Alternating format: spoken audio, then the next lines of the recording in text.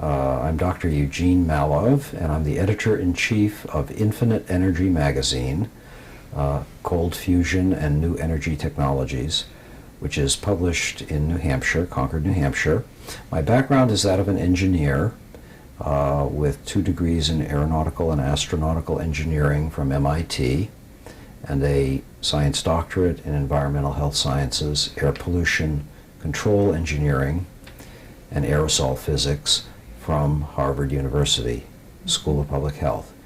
And after spending many years in the field of aerospace engineering and consulting, I began to write more about science and technology, and I found myself back at my alma mater, MIT, in 1987 as the chief science writer at the MIT News Office, covering many areas of science, promoting MIT research to the world, and also interfacing with the media, the external media to MIT, to tell all the great things that were happening, of which I was very proud at MIT. And of course, that put me at the crossroads of many interesting things in biology and physics and engineering and industrial production and what have you.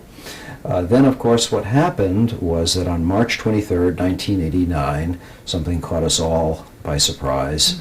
In the afternoon, there was an announcement by Drs. Martin Fleischmann and Stanley Pons at the University of Utah, stating that they had performed what appeared to be some type of nuclear process in a small vessel, a jar, a test tube, as it were, of heavy water with palladium. More heat was coming out, they said, than could possibly be accounted for by the electricity going in and any known chemical reactions. This became a very controversial subject called cold fusion. And could you explain how that is different from hot fusion? Hot fusion is the process by which stars make energy. Hydrogen nuclei fuse together, that is, they get close enough together in these multi-million degree temperatures within the core of stars, such as our sun, and they produce new elements such as helium. That's the simple version of what hot fusion is. There are many forms of that in other stars and in other processes.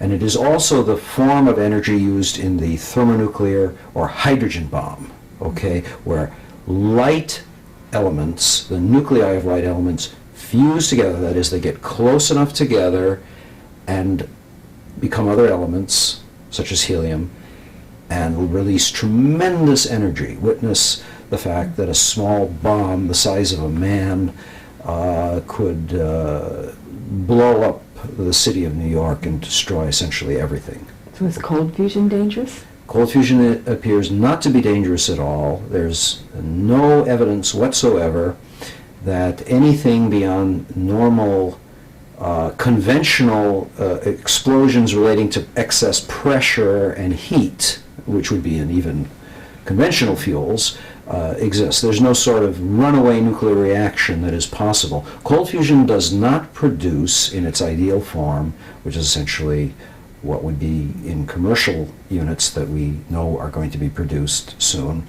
These units will have no radiation, okay, and that can be tested for, assured for, and it is basically the cleanest form of energy imaginable, and it is infinite for all practical purposes.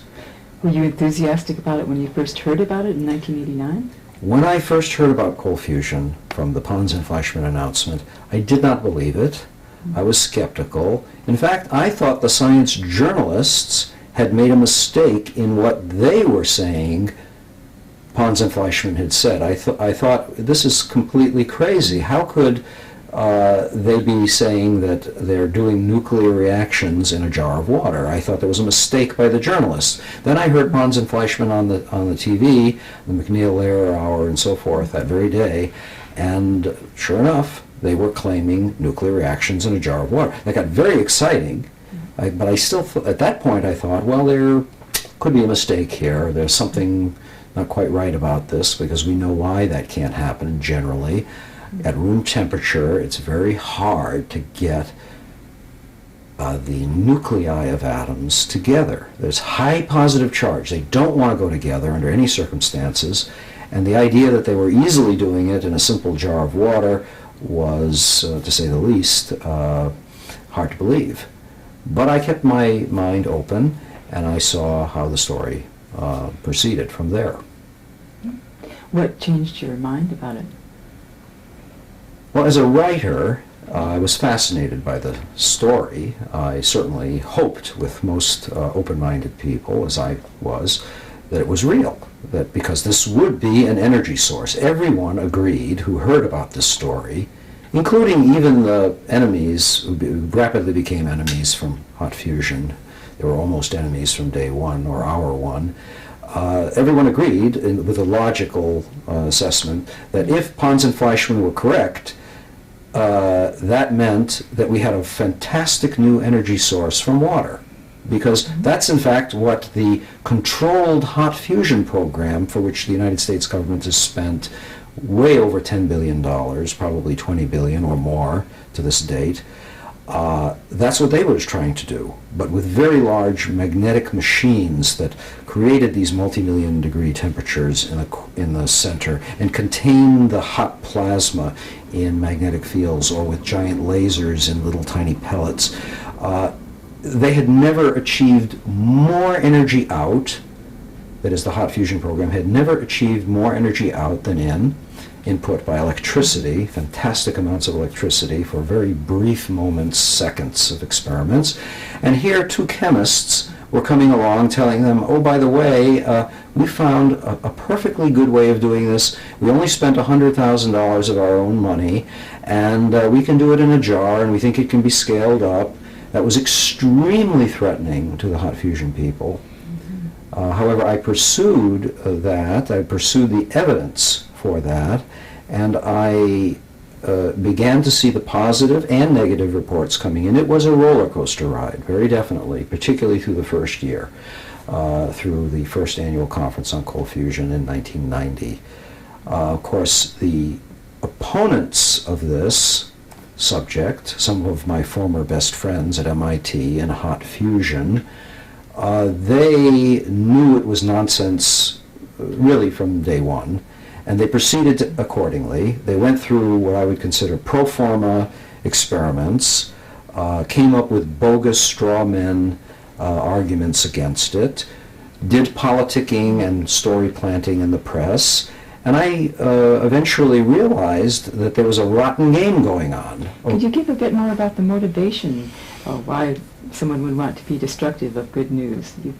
Well, they were very fearful. First of all, the hot fusion people didn't believe this at all. There was no suggestion on my part that they realized that it was real and then tried to suppress it. That is absolutely not what we're talking about. We're talking about people who did not believe it at all for certain fixed scientific reasons in their own mind of it can't happen, and if it does happen, they said, if we grant the miracle that the fusion could occur, then we have to believe that there would be massive radiation that would kill Pons and Fleischmann, and since obviously Pons and Fleischmann were alive and well, therefore there was a giant mistake. So they set up a paradigm, straw man, and then eliminated it by press accounts.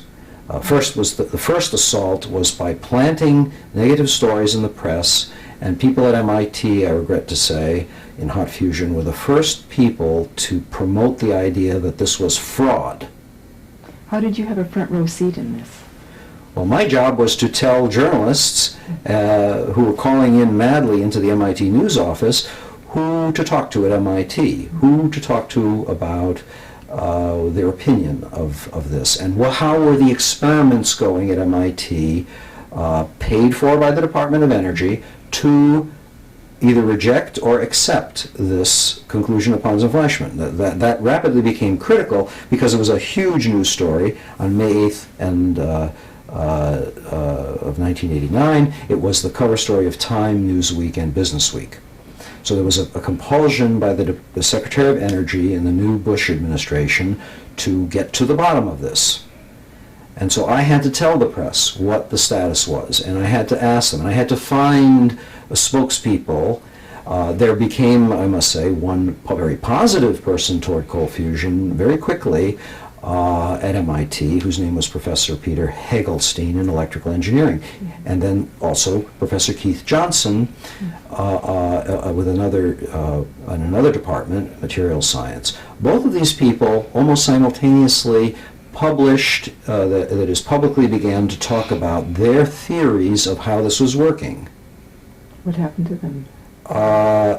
Professor Johnson had a less threatening theory. He thought, yes, there could be nuclear reactions, but the dominant form of the heat had to do with certain very strange bonding relationships called Jahn-Teller bonds in palladium hydride or palladium deuteride, and it was connected with superconductivity and so forth. But Professor Hagelstein was going all the way. He said, suppose this is a nuclear reaction, and how would that occur? Suppose the evidence is correct, that is, massive amounts of energy way beyond chemistry coming out, therefore the most likely explanation is nuclear. How could that work? And since he's a laser physicist, he applied those general ideas to talk about coherent fusion processes and so forth. And when he came out with that theory at MIT, there was hell to pay, and he has paid a very big price. Basically, they threatened his tenure subsequently. They threatened him in many other ways. And frankly, to this day, they have it out for him and will probably make sure, that is the physicists in the physics department, etc., that he never gets tenure as a full professor. He is an associate professor now. As far as I'm concerned, this is so disgraceful that it is one of the most disgraceful acts perpetrated at MIT, and if that persists, MIT might as well just evaporate its so-called reputation. How did the press coverage play out? The press was, in many respects, in the beginning, it was very well done. They were reporting facts. They were facts. This university is reporting this. That university is reporting that. And this theorist is reporting that. And this development is happening in Utah, as the press should. Developments that are happening, okay? The facts. And opinions, as quoted by the proponents and perhaps the opponents. But then what happened was great negativity came in.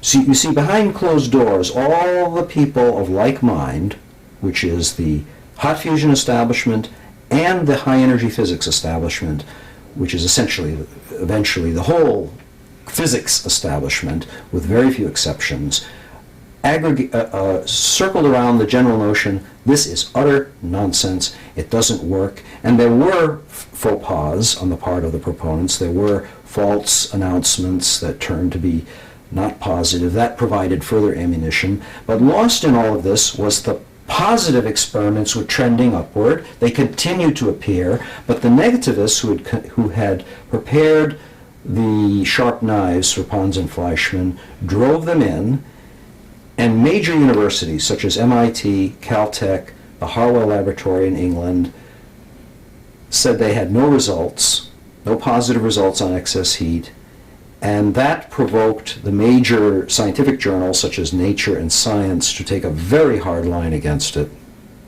repeating accusations of shoddy science, schlock science as one MIT professor called it, and even fraud allegations and on the part of Pons and Fleischmann.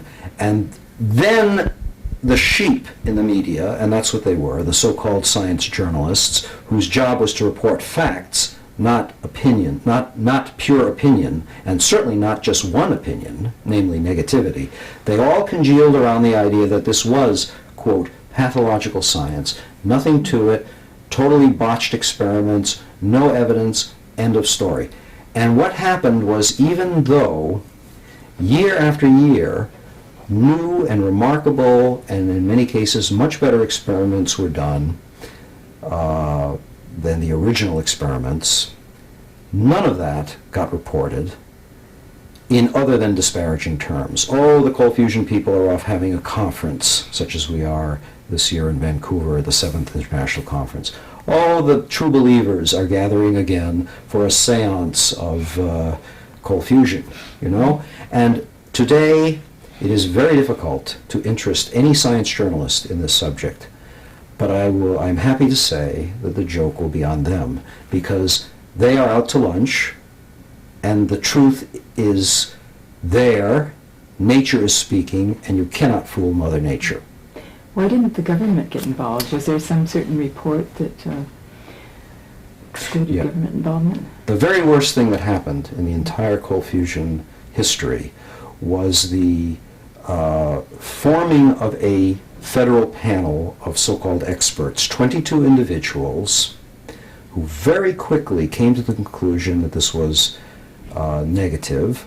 By July of '89, just several months after the announcement, they had already concluded cold fusion was no evidence for it, even though evidence was continuing to build.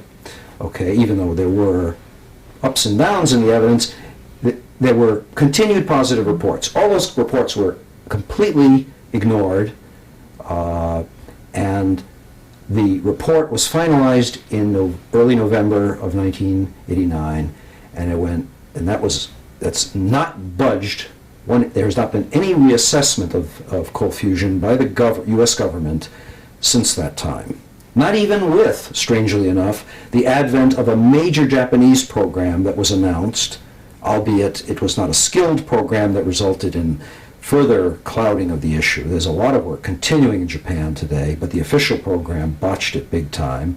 And now there's very significant work, such as at Mitsubishi, which we've seen at this conference, continuing.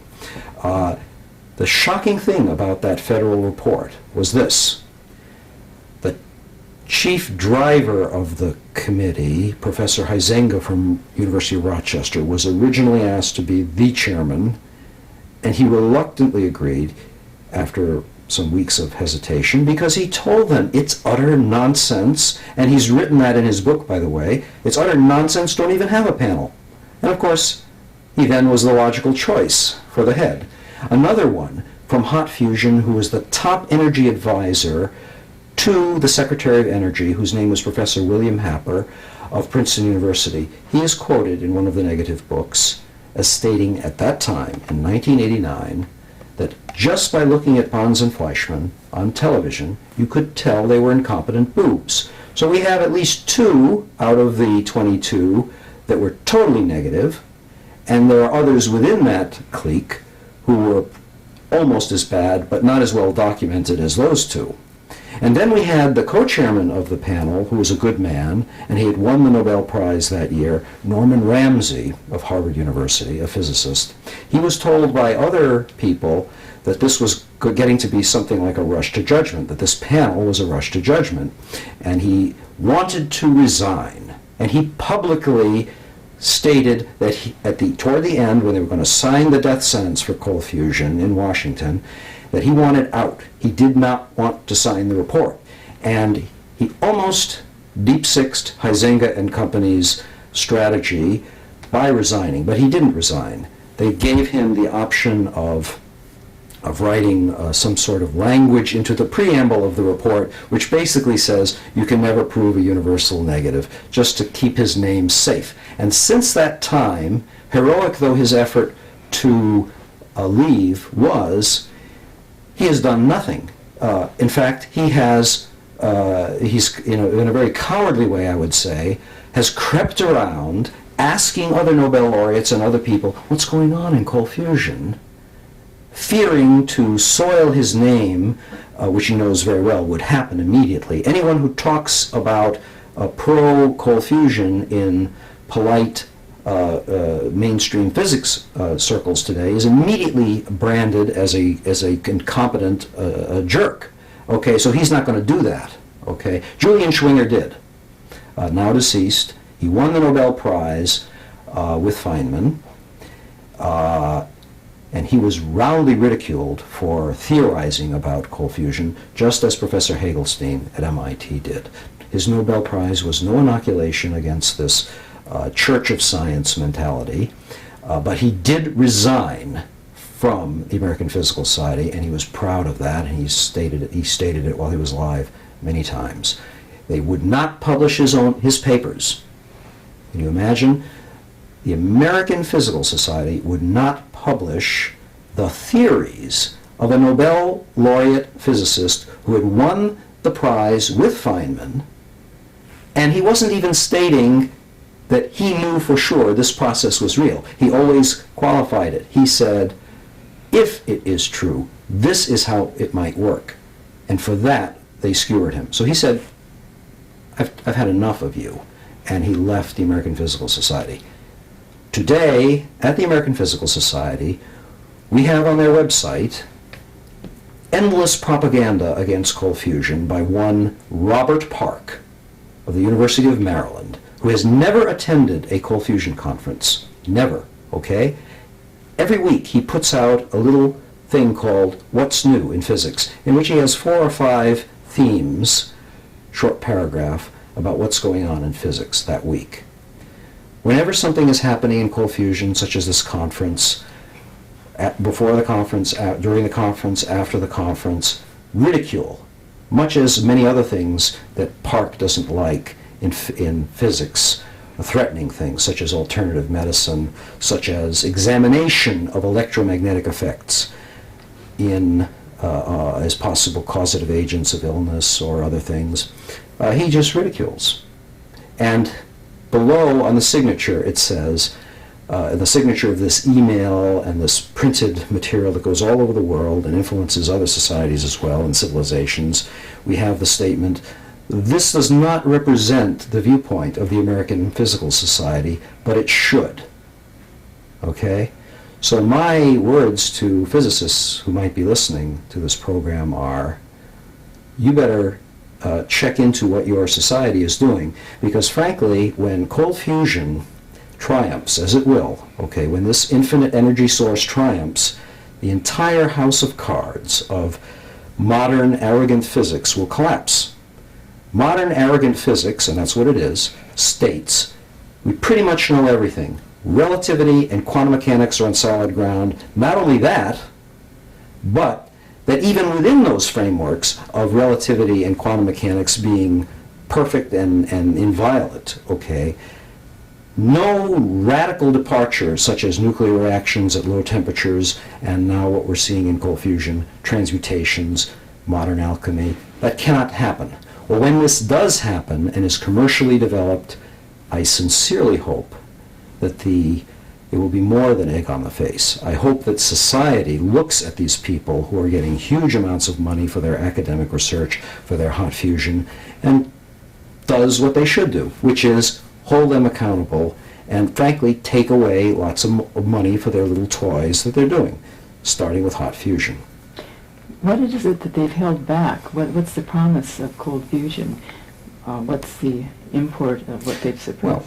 Well, the most incredibly tragic thing about this entire affair is that we are not talking about a small issue here. This is not whether some obscure theory is right or wrong, and then this group is right and that group was wrong about how to theorize about something. This is the very lifeblood of civilization. This is energy.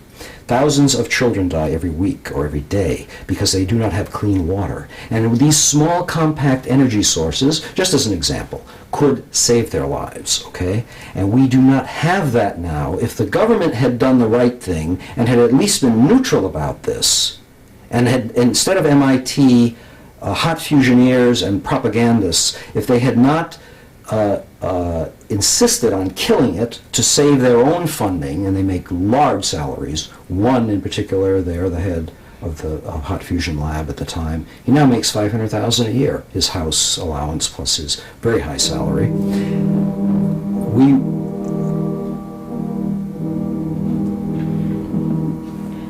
What would have happened is that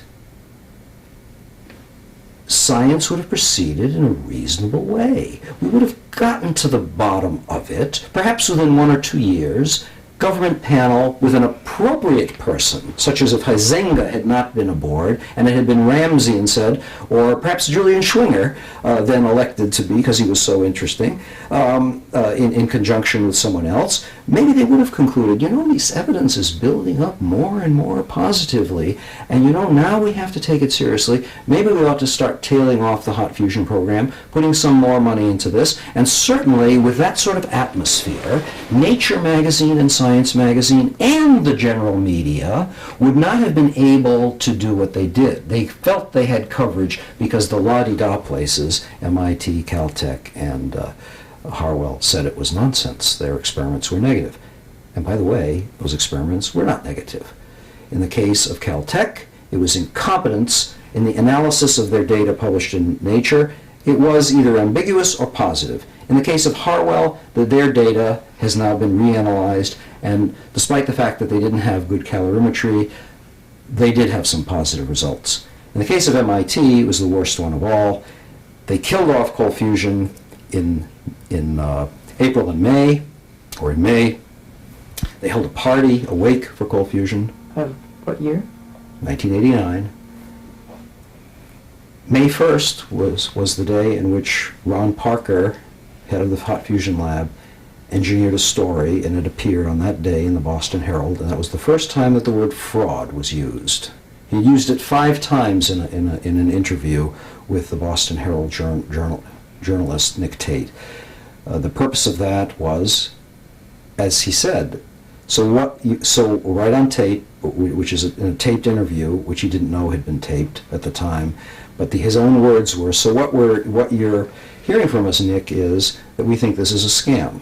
And he used the word fraud 5 times. So he wanted the word to get out there somehow. He didn't think it would get out in a shocking a way. He was afraid perhaps of getting sued for that use of that word by Pons and Fleischmann, which perhaps they should have done. But he denied the story, almost got the poor young environmental reporter fired. Had there not been that tape, he would have been fired and destroyed, but he didn't care.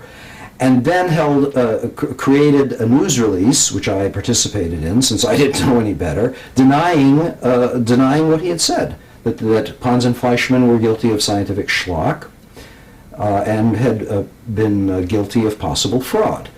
Others from that plasma fusion center, such as Richard Petrasso, announced to the New York Times when they thought the coast was clear, this was in '91, front page of the New York Times on a Sunday, knocking Pons and Fleischmann yet again 2 years after the announcement.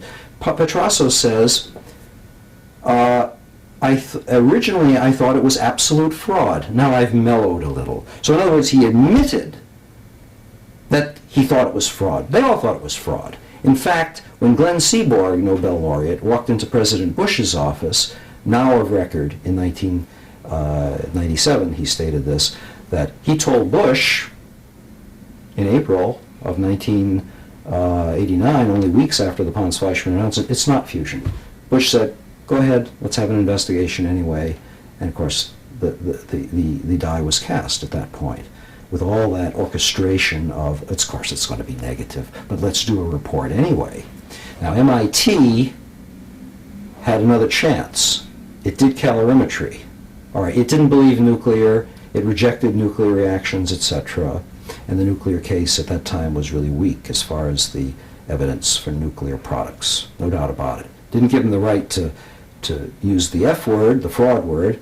Nonetheless, they had certain grounds to stand on about the weakness of the nuclear evidence, even though they had set up a straw man about the only way the nuclear process could work.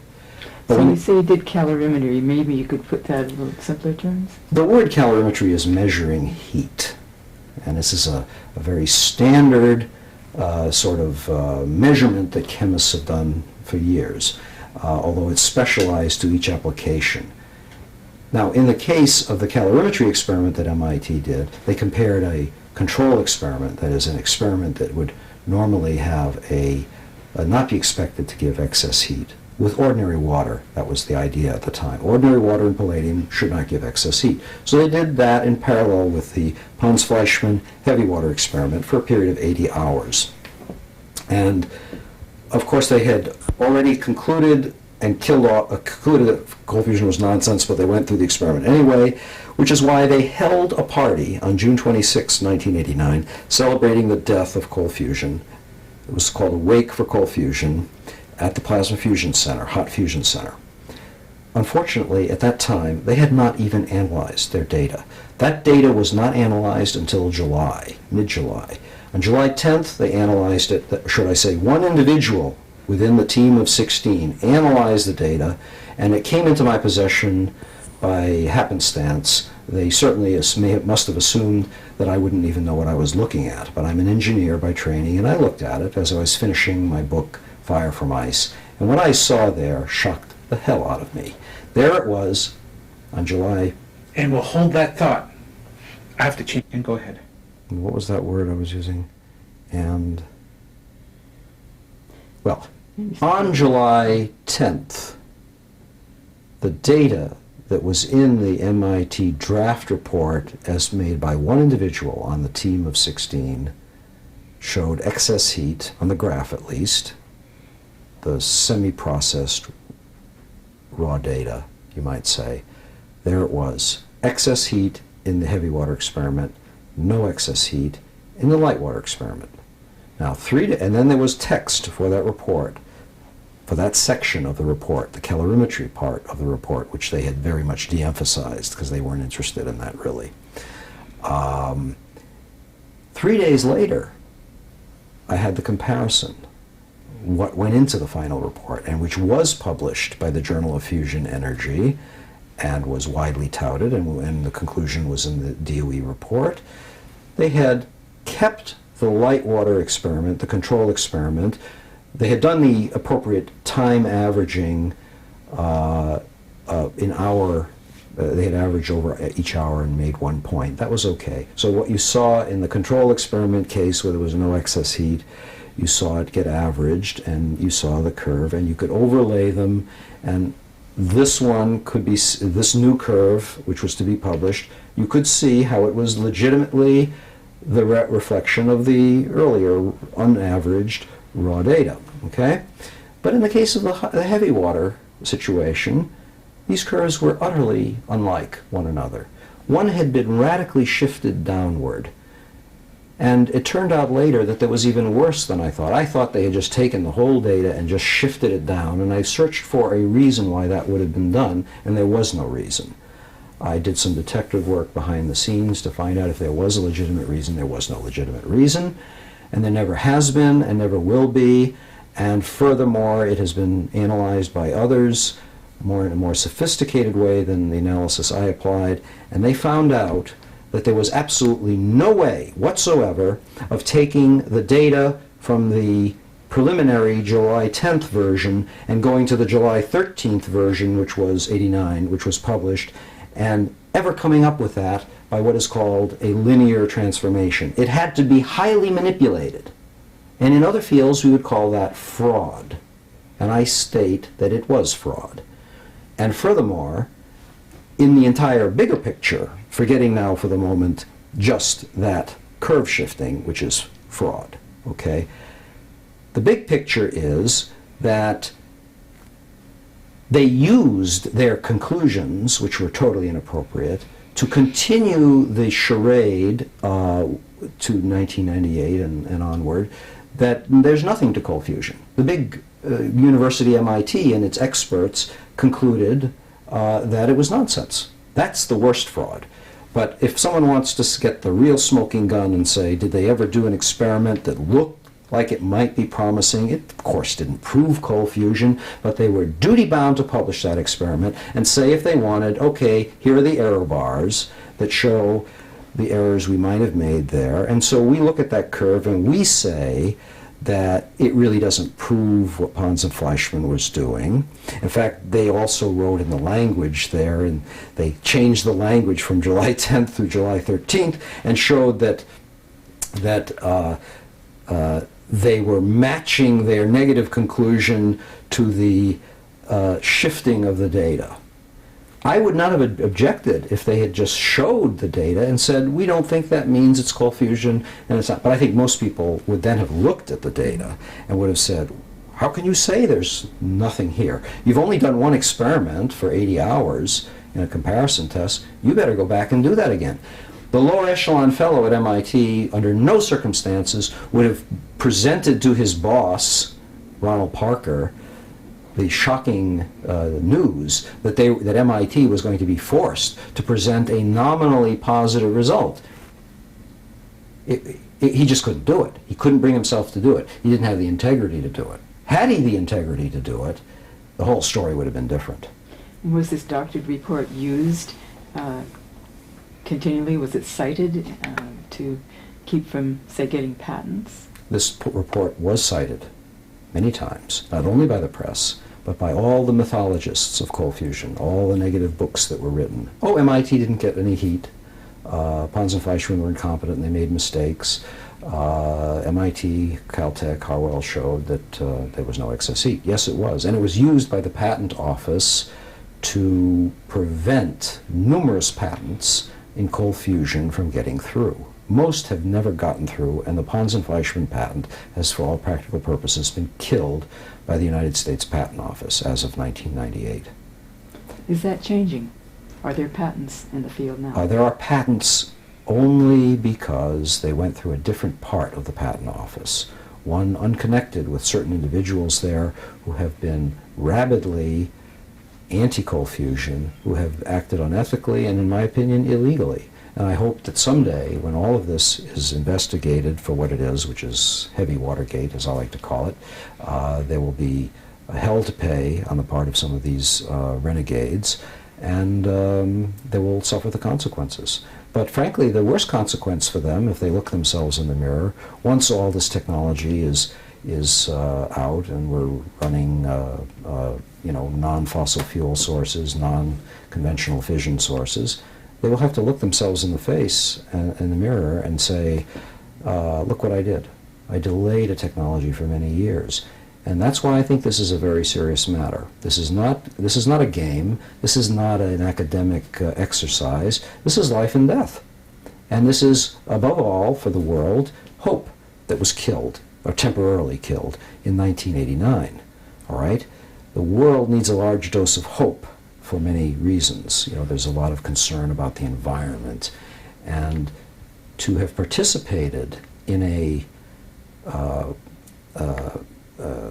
conspiracy, a public conspiracy, not a smoke-filled room conspiracy, a publicly acknowledged conspiracy almost, out in the open kind of conspiracy to kill an idea, and not an idea, but a real technology, as we now see, as commercial developments are occurring, is a disgraceful thing.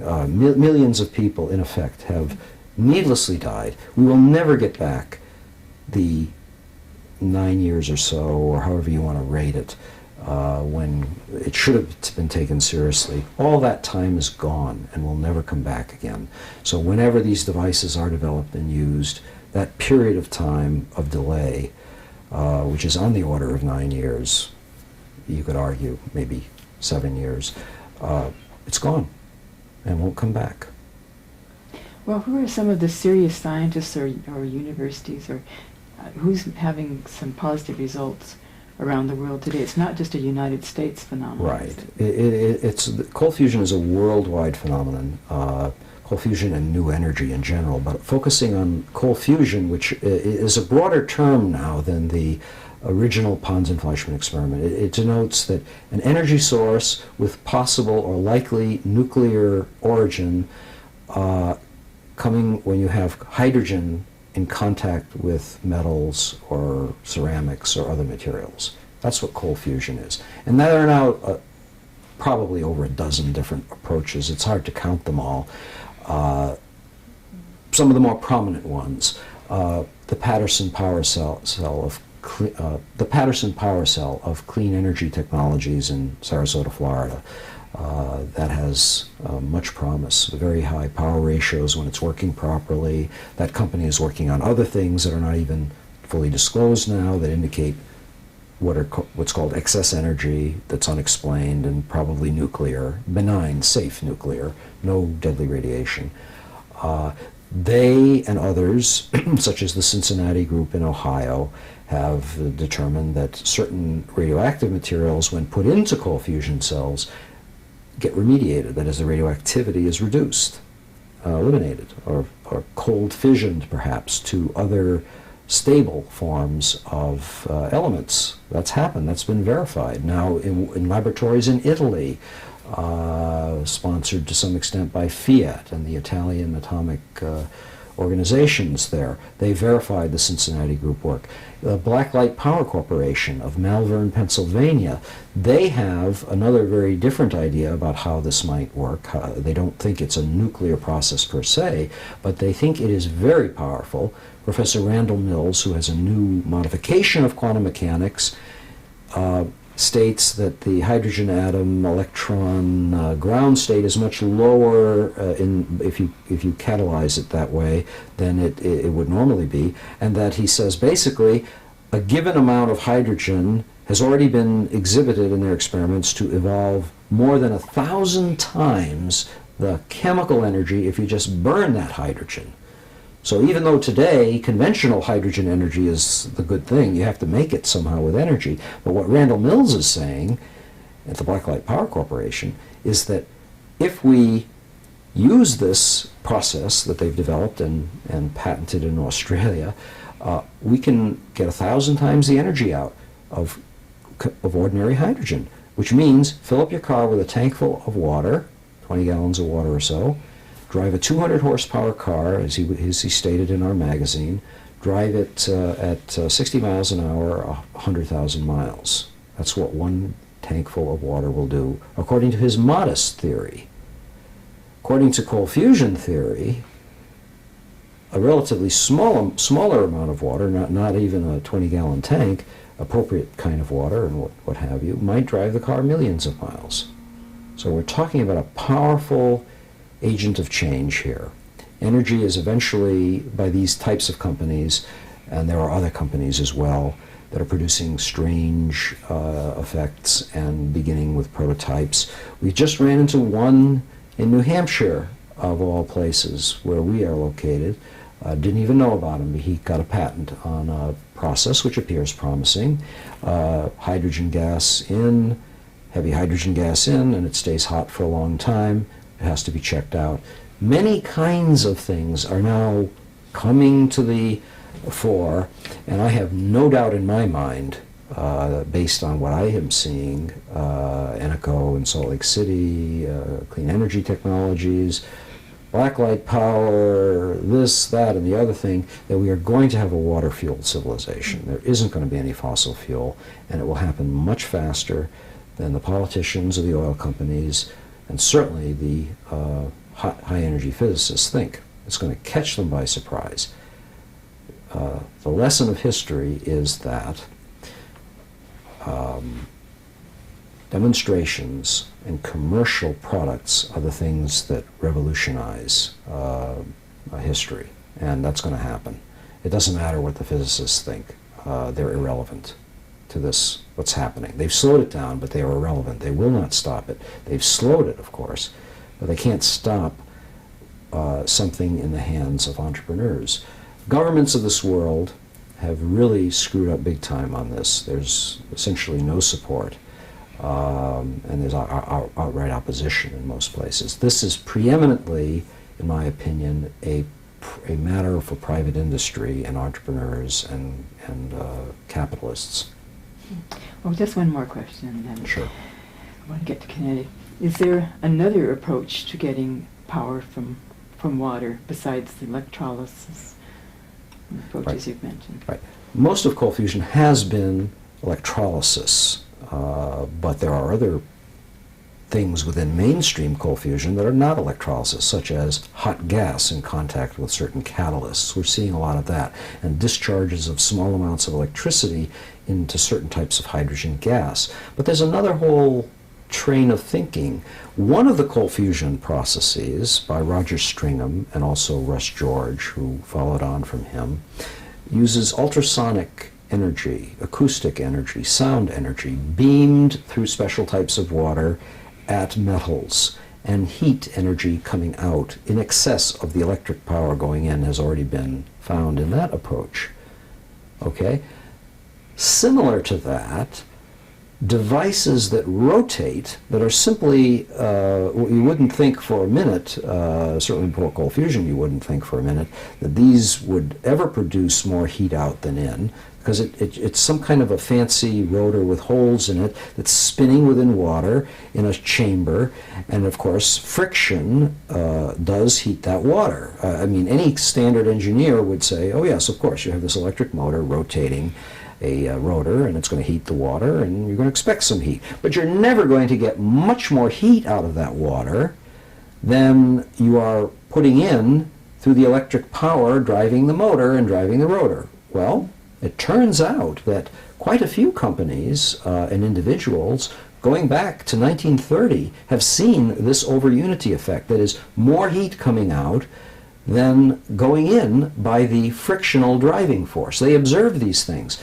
And the most spectacular one of these today appears to be, at least on the preliminary testing that we have done on site, is the Kinetic Systems Incorporated Kinetic Furnace, as they call it, which is patented, 4 United States patents. Eugene Perkins and Ralph Pope are the inventors. And for the last 20 years, they have been showing group after group after group, including General Electric and Reliance Electric and standard heating and ventilation people, and they all measure this simple device, which is electric power going in, and it's very hard to mistake that, simple measurement, and heated air coming out that's passing over this entire device, taking out heat, and it has a certain mass coming through this exit duct and a certain temperature characteristic, and you can see very easily that there is much more heat coming out than going in, than the electric energy going in. So I feel those technologies, which are quite easy to do, and we intend to put those sort of devices on the World Wide Web to encourage others to explore this and to help improve this, will lead to yet another whole area. Very heretical even to mainstream cold fusion. Very many cold fusion people, by the way, they don't attack generally devices of this sort because they themselves have been attacked. They just don't believe it. You see, because they are still locked in even their paradigm of, well, this is how you do excess energy with complicated electrochemical experiments and so forth. That's their approach. This new process is creating bubbles in the water? It's creating a number of things. Friction, of course. It's creating bubbles, which are called cavitation bubbles, which under certain circumstances can lead the aluminum rotor to melt partially, and ultrasonic energy, which is perhaps causing other effects, and localized heating, and God knows, perhaps even the transmutation of elements within the chamber, as we've seen in more standard cold fusion experiments. So I think what all this is heading toward is a greater understanding of a profound energy source in water. You know, we've been drinking water, we're made of water, and we've been sailing on water, and the world is full of water, and we haven't realized, because there was no particular reason to imagine it, that this is really a fuel, a very powerful fuel. And I think there are other mysteries within water, too, that will eventually be known, but this is one of the most important, because the very concept that there is an infinite amount of energy in water, for all practical purposes, there will be no wars over oil anymore after this is done. For all practical purposes, it's infinite, and it will change the way people think about everything when the dream comes true, as it will come true. And those who may be listening to this program, if they educate themselves by reading about this, they will come to the same conclusions that many of us have come to over a long period of time. And you have a magazine that can keep people updated. Yes, we have a magazine in Concord, New Hampshire called Infinite Energy. And we have a website, www.infinite-energy.com. People all over the world can tune in and at any given time find out what's going on and join the group of people who are open-minded about this. There's no need to accept it a priori. In fact, I always, when I'm talking to audiences, I say, don't believe a word I'm saying, but just know that anything I'm saying today I can show you where the documentation is, and you can substantiate it for yourself. You can go to the experts, and that is the, not experts, because I don't like that word. You can go to those who are familiar with the field and ask them questions. If you go to those who have never gone to cold fusion conferences, who have done no experiments, or who did the hit-and-run job for the sake of preserving hot fusion, obviously you're going to get a negative opinion. And but that negative opinion is going to be going away very soon.